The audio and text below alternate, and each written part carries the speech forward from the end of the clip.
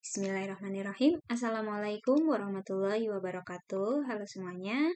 Kita kali ini akan membahas mengenai regresi matematika wajib kelas 11 kurikulum merdeka.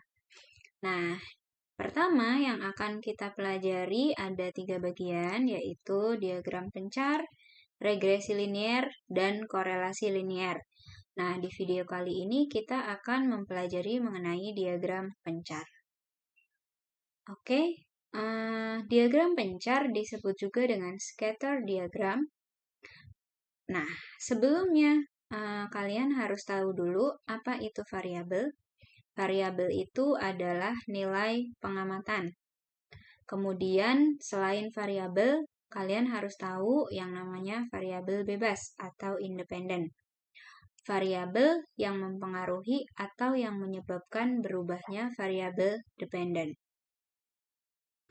Nah, variabel dependen sendiri atau variabel terikat adalah variabel yang nilainya dipengaruhi oleh variabel independen.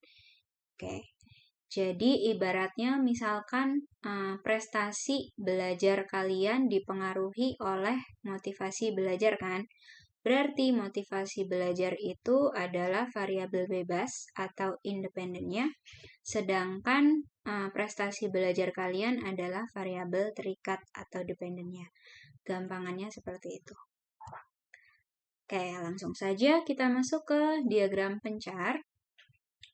Jadi, di dalam statistika itu, kita akan mempelajari hubungan antara variabel bebas dan terikat atau dependen dan independen.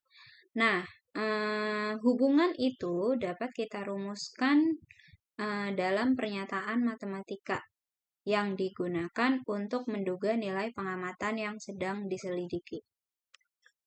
Oke, misalkan nih, kita memakai nilai pengamatan X dan Y. X itu ibaratkan variabel independennya, yaitu variabel dependennya.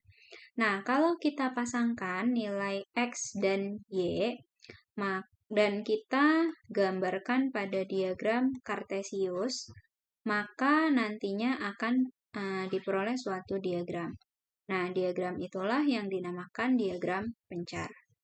Jadi, dari diagram pencar ini, kita nantinya akan dapat mengetahui hubungan antara variabel bebas dan variabel terikat.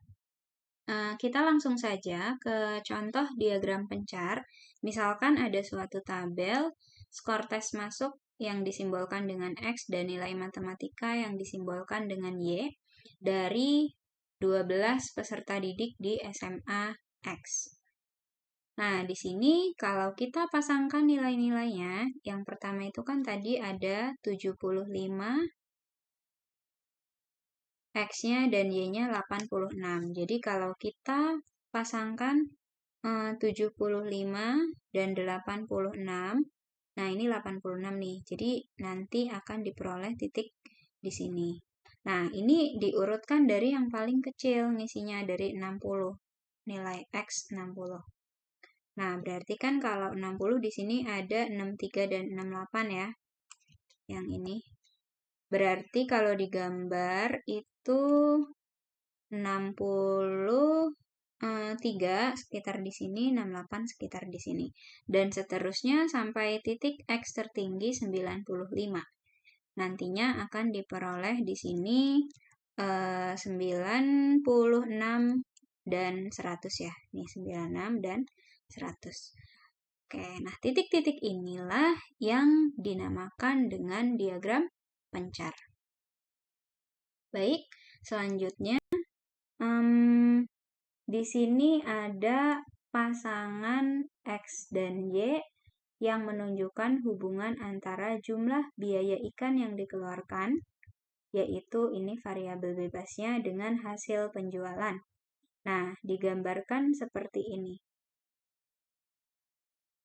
Jadi kalau misalkan pasangan titiknya, pasangan X dan Y itu makin banyak, maka kita bakal lebih mudah dalam mengamati pola hubungan antara X sama Y-nya.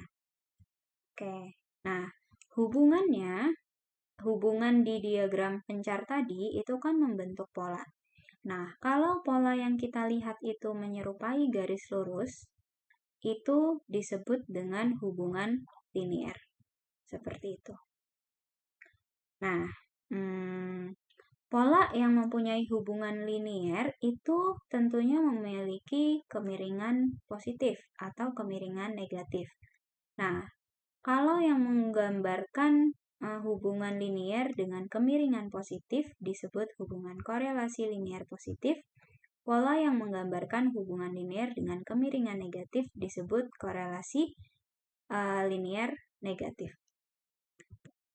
Nah, contohnya seperti ini nih. Kalau misalkan korelasi linier positif, berarti dia miring ke sini, ke kanan gitu ya. Dari bawah berarti miring ke atas ke arah kanan atau naik ibaratnya. Jadi di sini bisa dengan kata lain bisa dikatakan bahwa gradien garisnya itu positif. Kalau yang ini itu kan miring dari, ini condong ke atas, sorry. Yang ini kan condong ke atas.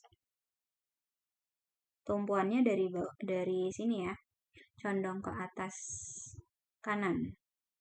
Gradiennya positif. Nah, kalau ini itu condong ke bawah.